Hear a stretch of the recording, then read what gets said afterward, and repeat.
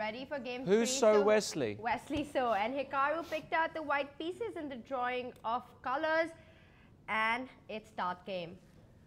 Hikaru starts with c4. I mean, a huge advantage for Nakamura to get the white pieces in this critical final third game. If they do not have a decisive result here, they go on to have an extensive beer pong match to see who goes on to Millionaire Monday. No, but really they actually have two blitz games and then an Armageddon if that is still tied. But really a huge advantage for Nakamura to have the white pieces against Wesley So. But Wesley does not seem phased at all in this early going. Let's not forget the first game that Hikaru played with white pieces, Robert.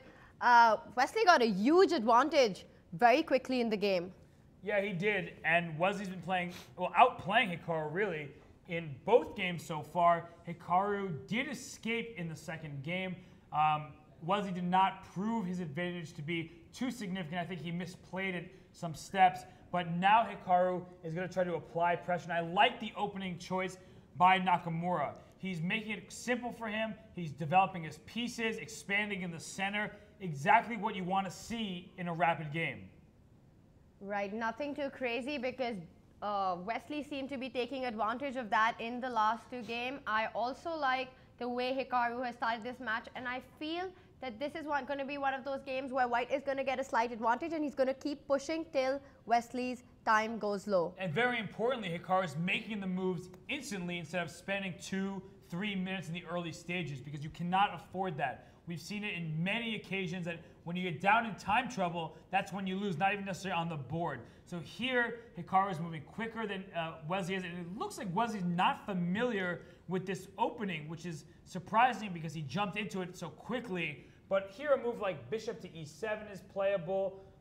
Perhaps there are some other moves as well, like bishop to d7, because there's a lot of stuff happening on this diagonal. For example, knight takes d5. I simply make the move a6, I think is possible. Knight b4 also looks very tricky. Maybe I'm just blundering things all over, but it's getting very messy very quickly. So I'm not sure what's going on in the game. I mean, you don't want to give it that pawn, so maybe bishop e7 makes That's what he's gone sense. for, Robert. He's played bishop to e7.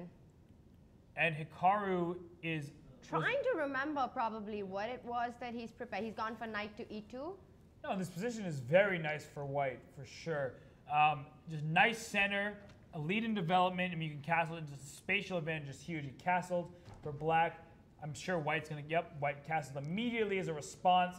And now perhaps bishop f5 is an idea for black to keep that knight on e4. Solid in the center.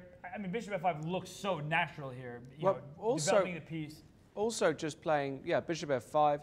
Black's got ideas of going f6 as well, just chomping away at the white center. That's a typical motif in these positions. Can't really do it straight away because the knight on e4 is a bit weak, so that's why he went bishop f5. Bishop e3 was the reply by Nakamura, just getting his pieces out in a very sensible fashion. And now Wesley's got to find a decent move. I'm tempted by knight b4 here. Yeah. It looks like he went knight a5 if I'm not mistaken, and I don't like that at all. That's such a weird move. Knight b4 at least had a target of c2. You can make a move like c6 or a6 to kick that bishop away. But if we go back here, knight a5 was indeed played, and it's so awkward because you don't really want to make this knight c4 move. I think knight takes e4. Well, if you take with the bishop on e4, I simply just start launching my pawns down the f-file.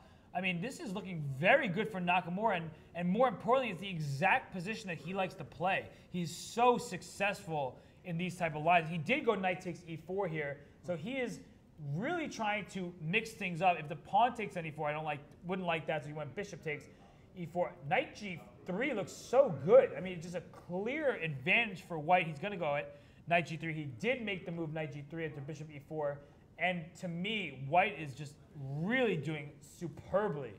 I really like white's position as well. The whole plan of just moving these pawns forward with f4, f5 at some point is going to be very dangerous for black. And what is knight a5? Why put that knight in the corner of the board? I mean, what does he want from... I just don't understand this move at all. Yeah, the knight looks stupid out there. I'm so perplexed by that move. I can't imagine him making that in a normal game. I don't know if it's tiredness or whether he's just trying to be creative. but his position now, it's just rotten. It's just horrible. A6 kicking the bishop, that's a temporary move. You can come back to E2 without any issues. Then what do you do with this guy in the middle of the board? If it comes back to G6, you're launching Freddy the F-pawn up the board, and then F5's already threatening to win a piece. Probably black has to play something disgusting like F6 or F5, and then, you know, if you play F5, my goodness, you don't even have to worry. This is a protected passed pawn on E5. The bishop on G6 is bad. The bishop on E7 is not much better. You can play rook C1. You can play really calmly. And this has just gone terribly, terribly wrong for Wesley. I don't know. Nakamura has gone bishop D3 though. Yeah, I don't understand that move either. Both players are... Strange moves happening here. Yeah, why would you trade your better bishop for the one that was about to go to G6 and allow you to launch the pawns? I think that Nakamura is still anticipating that F4, F5, etc. will be great for him. But, I mean, I just don't understand it. Knight C4 was played, forcing bishop to C1 to protect both the bishop on E3 and the pawn on B2. And now the move F6 was played here.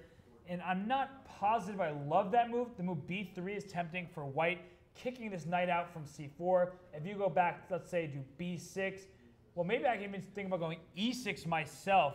And it's not looking very comfortable for black. Once I get my pawn to sit on E6, it's going to be hard to capture it. There's no way to surround it. Eventually, my knight can come to F5. I can also just go with my F pawn to F5, and I can easily protect it. For example, rook E8, F4, bishop D6, F5. This is looking very ugly for black. Not losing yet, but a protected passed pawn deep in black's position. So he did just go knight to B6. He went B3, knight B6. And I would be very surprised here if Hikaru did not make the move pawn to E6.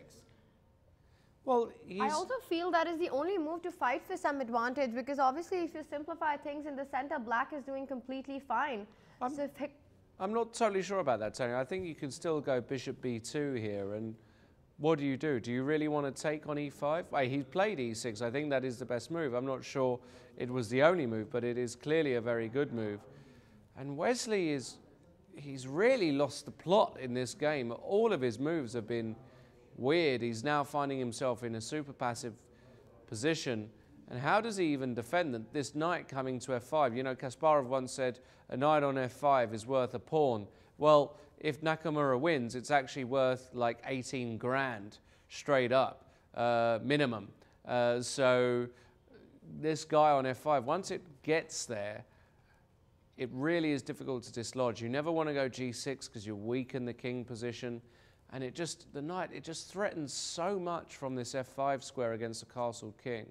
The amount of Kasparov games where his knights have got to F5, if you've ever studied his games, you'll know that. If you haven't studied some of Kasparov's games, you're really missing out, because talking about attacking dynamic chess, there is nobody better, especially Kasparov from the 80s. I was fortunate enough to speak to Magnus Carlsen about this just before he became world champion in Chennai. I was at dinner with him and I was talking about a book he had on the table, Garry Kasparov's great predecessors. And he said, you know, he was just such a beast in these positions. And Nakamura's got an echo of Kasparov in him. Nakamura is so gifted in these positions. I believe we've had a move, queen to D6. But that looks like an awful move, because now it's inviting knight F5. For example, what on earth rook is that E1, move? Oh my. G6 looks forced now because you invited me out to lunch with knight F5. And then bishop H6 and knight F5 is coming anyway. Exactly. Bishop H6, rook E8, I can go knight F5, but I also can just go F4, F5. I can think about going H4, H5. There are so many different options here. I think F4 is the best move, because after F5, now I capture on F5. And queen Game G3. over. You get checkmated very simply by my queen coming down to G7. So unfortunately for Wesley, queen D, everything seems to be going wrong. Queen D6 makes no sense, because the pawn obviously is going to be defended by the move rook to E1, followed by knight F5 if you're not careful. So G6 is more or less forced. And after bishop H6, rook E8, pawn to F4, I think black is in so much trouble. He's gone rook E1. He's played rook He's E1. found this. I just feel that in last couple of moves, Wesley has consistently placed his pieces on the wrong squares. from the knight to c6, he's moved it to b6, and queen d6, just inviting knight f5. And he's gone g6, so Bishop he's h6. uninviting that knight from f5, but he is making Bishop a h6. home for that bishop on h6. That bishop will sleep there for at least 15 moves, I think. And after f4, f5, there's going to be bombardment on the king side. And the statistics you see on the screen, 85% in white's favor, 15% for black. I mean, this is just so one-sided. It is, Wesley so must feel awful considering the first two games, he had significant edge in both. And now he's really just in grave danger of losing. And f4. F4, this is Nakamura's dream position. Absolutely. After f4, f5 is coming. Could Hikaru have asked, could he have begged for a better position than this? And he's not going to let go of this. Like you were saying, Robert, the first two games, Wesley had a really good advantage, King but he h8. could make nothing of it. King h8, a move that I don't comprehend. Perhaps Hikaru... Just f5. Yeah. When you've said A, say B. That's not the right. You get my drift. It's nearly 11 o'clock. Oh, it's past 11 o'clock at night. But after f5, what do you do with black here? You are in a horrific state. g5 might be the idea to try and block things up, but then knight h5 and bishop g7 check is a threat. And rook g8 looks like it protects the pawn, but unfortunately you have to take with the rook on g6. If pawn takes g6, knight f5 is a killer shot. He's played g5. Ugh. Somebody get me a bucket. That's just so gross. g5. It is tragic. And what do you do against knight h5? Knight just out of h5 looks interest? great. You're also threatening at some points to sacrifice your bishop. You're really threatening bishop g7 checks. So you have to go rook g8. And maybe I just go h4 here and just start breaking open the h file. For example, after gh3, I simply go queen h3, gobble up on h4. And Hikaru's gone knight h5. He's not going to let go of this opportunity. This is exactly the kind of position that Hikaru loves to play, Robert. absolutely. And, you know, sometimes he can go wrong in these type of positions. It's not always the easiest. But he's, oh, look how talented he is. h4. He barely had to think about it. He's just... And then we look at the clock as well. Hikaru is well up on the clock. He has a dominating position. It's just very, very one-sided. He's up a minute, and that's in a very important minute because it's much more difficult to play with black here. Sometimes the side that has the advantage, it's more difficult to find the exact right moves. Here, it's hard to find moves for black that just survive, period. So Wesley So, the defending Millionaire Chess Open champion, is in some severe trouble, and he knows it. Look at Hikaru Nakamura, arms folded. He's in that super confident position you see when you know that you're in charge. And Wesley So is picking at his face, adjusting his shirt a little bit. He doesn't know what to do here because whether you go g4, which really doesn't look like a move you want to make because firstly, your pawns on this side of the board are very, very weak. You can always just remove your bishop from the h6 square, and actually an idea is to reroute it over to the queen side. You've accomplished a lot on the king side. It's closed down the protected passed pawn on e6. I mean, this is just disgusting. It's so ugly for black. This is every black piece is badly placed. The knight on b6 is dominated by a mere pawn. Two pawns, I should say. The pawn on e6, the pawn on b3. The bishop on e7 is a dead piece of wood. The queen on d6, don't know what she's doing over there. She needs to get back home, start cooking up a storm elsewhere because doing nothing over there. The rook on g8, well, not really doing. I mean, just and look at this pawn on e6. It's just a majestic passed pawn. And h4 to play it so quickly, that just shows unbelievable class. I mean, unbelievable level understanding of chess. A lot of players would think there, make some other move. He just played h4 so quickly. He understood that his pieces needed squares. A piece on f4 needed a square. Bishop needed a retreat square. G takes h4 was getting met by queen h3. No fear. Just win on. I mean, how do you beat players like Wesley So like this so easily? Well, it's just a next level stuff. And if Nakamura does go through, I think you'd be absolutely bonkers to bet against him in a rapid format going into Millionaire Monday. And, you know, he might say, well, his gamble a little earlier today, which feels like a million years ago now, paid off. remains to be seen. But you know, tomorrow we're going to have so much action. It's going to be beautiful. I can't wait. Wesley So, in the meantime, did play the move G4. I think, practically speaking, that's the right decision because at least you keep things closed for the minute. Still, the position is absolutely disgusting. Rook F1 by Nakamura. He doesn't have to rush. And now Wesley So is beginning Operation improve at least some of my pieces. Queen D8. The idea of that is that he wants to play knight to C8, down to D6, and then probably stick it into E4. At least he'll have a piece in his opponent's territory, well, more than just a pawn at least.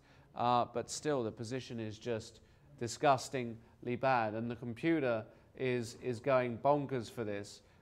Well, actually, it didn't like Rook F1 that much.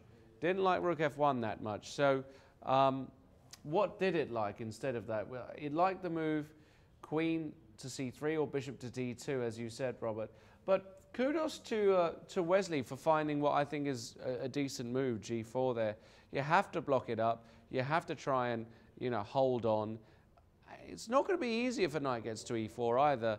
It's still horrible, but maybe I actually really some like chances. this plan of Queen D8, Knight C8, Knight D6. I mean, yeah, it's a great resource to find in this position. It's not really clear. There's no, at least there's no immediate way to lose this position. And yeah, that knight will be way better on E4 than on B6. And if he succeeds in doing that, I don't think that this position is going to be so bad for black anymore. The problem I see is that once you bring your knight to D6, I bring my knight to G3 and ask you what next. You can't protect that E4 square anymore. And the huge problem resides in the fact the pawn on E6 cannot be touched. It's got his best friend on F5 protecting it. Once you do anything for black, knight C8, knight D6, I'll give you all these moves. I will stop your one plan by going knight to G3. I will try to improve my position potentially by ganging up on this G pawn. Eventually I can go rook F4, queen E2, and that's why Nakamura went rook F1. His idea was simply to get into the action with rook F4, and here's the current position. Hikaru Nakamura is wisely spending some of his time because you don't want to rush. You don't want to do anything brash and hope, you know, worry that you make one mistake and all your advantage is gone. So a move like, you know, knight G3 at the right moment is good. A move like, I mean, I really am tempted to go rook F4, but maybe queen E8 is possible, but I mean, knight G3, it just, even if you somehow win my rook for your bishop, you still are so backwards. Like, I would be very willing to sacrifice. And it looks like Hikaru Nakamura in the initial position after queen to D8, we'll just back up here to this position, he made the move queen to E2, and his idea is to come after this G pawn, and queen E2 was played. So, I don't know, Hikaru's position is still very, very good. A move like queen E8 to attack the knight on H5, you simply retreat. And again, I'm simply trying to get into the action here. And a move like bishop D6 never actually scares me. So unfortunately for Wesley, even if he wins some material, his position still stinks.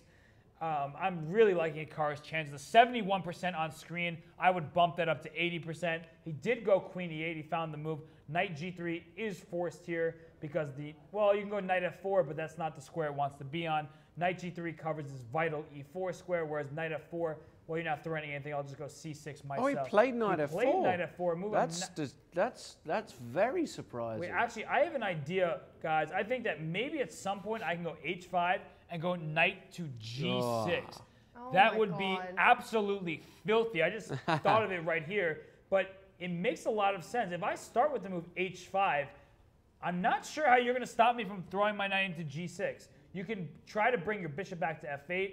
Maybe I'll just capture on F8. And now I have a very clear pass pawn on E6. Maybe I'm rushing things with this whole knight G6 idea. H5 maybe have been a bit too soon, but it's definitely something to keep an eye on, is this H5 move. And instead of going for this H5 idea after bishop D6, simply rook to E1, inviting you to capture on F4. I'll just take with the bishop, and I'm just dominating you on both flanks. It's just really, really ugly for black. That pawn on E6 is a lifelong problem for Wesley here. There's nothing, I mean, any position, white is going to have an advantage just simply because there's a pawn on E6. And this G4 pawn is going to also be suffering for a long time. Looks like he went C6 here, hoping to perhaps use this diagonal or something. But the move E7 is very tempting right now because I've doubled up my pieces on the E file. it's a very important. When you have a pawn on the 6th rank, you always have to consider pushing it. And I think I've heard that around 1 in 5 of the time is always a good move. And here knight c8 was played, but the move bishop f8 just locks this pawn in on e7. Oh, bishop f8 is so beautiful. Oh, it's just ugly. And now I can just do whatever I want. You can't touch my e7 pawn. So bishop f8 will be played, I'm sure. I mean, after knight c8. No. Perhaps he was a queen e6. He did go queen e6. Queen e6. Queen e6 is also a good move. The problem with bishop takes e7 is, well, a lot of things. One, I can just go knight to d3, and black has no moves. I mean, that's very unfortunate for black. A move like queen d8, I just go into f7. Oh my Your goodness. pieces are just stuck. It's really disgusting. A move like bishop to d6 runs into the beautiful rook to e8. Oh. If you take with the rook on e8, I just checkmate you in one move on g7. If you take with the queen, I've distracted your queen from this d8 square. And now after rook g7, of course, I give you a checkmate. So feed me. Queen e6 is actually a great move. Bishop f8 was very tempting. He just didn't want to give any Bishop chances. takes e7. And he's gone h5. So bishop e7 on h5. Okay, it's just completely winning. So he's making these moves very quickly. Oh. And look at him twirling that pawn. I believe that's a U.S. championship ring on his finger right there.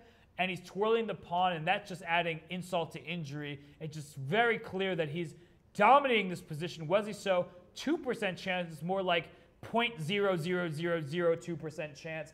He's absolutely lost here. And the move h5 is something, we thought of a couple moves ago, but this knight wants to find its home on g6. And if that h-file opens up, oof, that's brutal. But I've got to give it to Hikaru that when he got a good position, he went for it. Every move he played made his position stronger, which is something that Wesley failed to do in the last 2 games, Robert.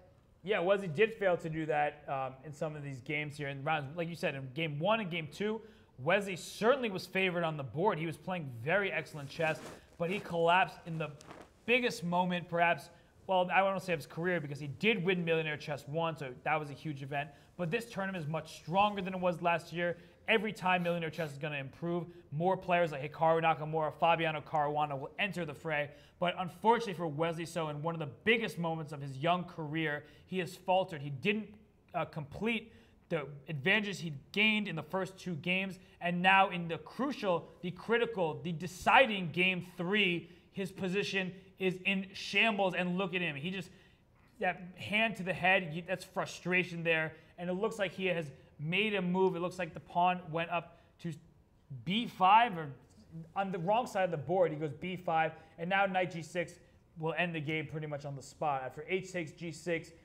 f takes g6 even. Now I'm threatening things like rook takes f6. Oh. It's just disgusting. It's so ugly here. The pass pawn on g6 is another protected passer, and Hikaru doesn't miss things like this. After the move b5, any move should win because b5 doesn't actually threaten a single thing. And he wants to go knight g6, and there it is. Knight g6 check. This is just amazing. This is h takes, and his idea is actually king f2, rook h1, deliver this bishop on f8 with mate. A move like knight d6 might be the best move, but if that's your best shot, you know you're in trouble because queen takes e7 would be a free bishop. And at the minimum, white is up a pawn. At the maximum, there's a checkmate threat very soon with both pieces here. So this is absolutely winning for Hikaru. It says 97%.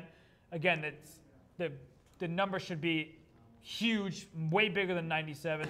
There's nothing bigger than 100, but it's more like a billion here. It's more like Millionaire Monday. That's what the percentage should read, is just say MM, Millionaire Monday, because that is where Hikaru Nakamura is going. No, he is going there, and this has been just such a vintage Nakamura display.